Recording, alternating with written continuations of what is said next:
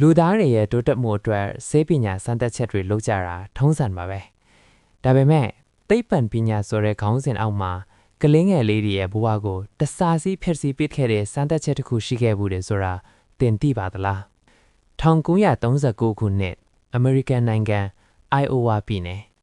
အဲ့ဒီမှာရှိတဲ့မိဘမဲ့ဂေဟာလေတစ်ခုဟာတနေ့မှာတော့ငရဲခန်းဖြစ်ပြောင်းလဲသွားခဲ့ပါတယ်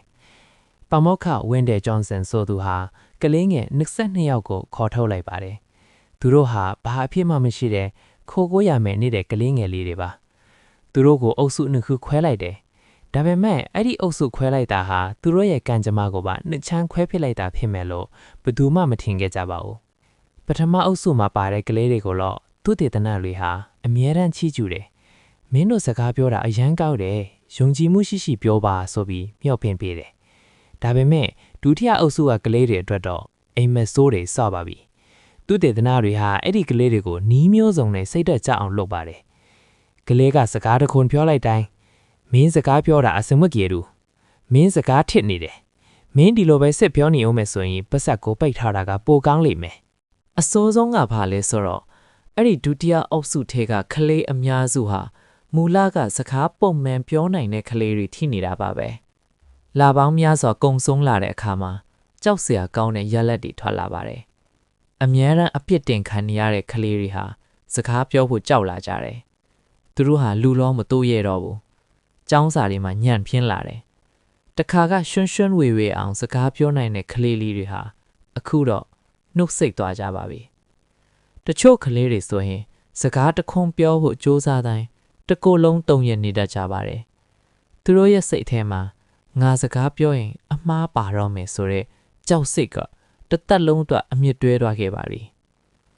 ဒီစမ်းသပ်ချက်ဟာပါမုခဂျွန်ဆင်ကသူကိုယ်တိုင်ကစကားထစ်သူဖြစ်လို့စကားထစ်တာဟာမျိုးရေးဗီဇကြောင့်မဟုတ်ဘူးကလေးရဲ့ငယ်စဉ်ဘဝကပတ်ဝန်းကျင်ကြောင့်ဖြစ်ရတာပါဆိုတဲ့သူထုတ်ထားတဲ့ theory ကိုသက်သေပြခြင်းလိုပါဒါပေမဲ့သူ theory ကမှားခဲ့ပါတယ်ကလေးငယ်တွေစကားထစ်တာပတ်ဝန်းကျင်ကြောင့်မဟုတ်နေခဲ့ပါဘူးဒီစမ်းသပ်ချက်ကိုဘာလို့ the monster study လို့ခေါ်တာလဲဘာလို့လဲဆိုတော့ပါမုခဂျွန်ဆင်ကိုယ်တိုင်ကသူလုပ်ခဲ့တဲ့လုပ်ရက်ဟာဘလောက်ရက်ဆက်တယ်လဲဆိုတာသိလို့ပါပဲဒုတိယကမ္ဘာစစ်အတွင်းမှာနာဇီတွေလုပ်ခဲ့တဲ့လူသားစမ်းသပ်ချက်တွေနဲ့တူနေတာကြောင့်သူဟာဒီသူတတနာရလက်ကလေးကိုဆယ်စုနှစ်ပေါင်းများစွာရှို့ရက်ခဲ့ပါတယ်2001ခုနှစ်မှာဒီအမောင်ဇလန်းဟာလူသိရှင်ကြားဖြစ်လာခဲ့ပြီးအသက်ရှင်ကျန်ရစ်တဲ့ကလေးဟောင်းကြီးတွေဟာအစိုးရကနေနစ်နာကြေးရခဲ့ပါတယ်ဒါပေမဲ့ပတ်စံတွေကသူတို့ရဲ့ဆုံးရှုံးသွားတဲ့ကလေးဘဝနဲ့ပျက်စီးသွားတဲ့စိတ်ထိုက်တွေကိုပြန်ကုစားပြီးနိုင်ပါမလားဒီဖြစ်ရကကျွန်တော်တို့ကိုပေးတဲ့သင်ခန်းစာတစ်ခုရှိပါတယ်အဲ့ဒါကတော့စကလုံးတွေရဲ့အစွမ်းမှာကလေးတယောက်အပေါ်မှာတုံးလိုက်တဲ့စကားတစ်ခွန်းဟာ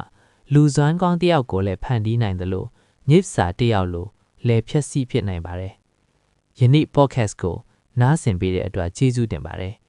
နောက်တစ်ပတ်မှာလည်းစိတ်ဝင်စားစရာကောင်းတဲ့သမိုင်းကြောင်းတွေနဲ့ပြန်လာခဲ့ပါမယ်ကျွန်တော်ကတော့ဥတီပွားလေးပတ်နာကောက်တောက်စီ page host ကြေးကြီးပါအားလုံးပဲကောင်းတိုးနေ့လေးချက်ပါစေခင်ဗျ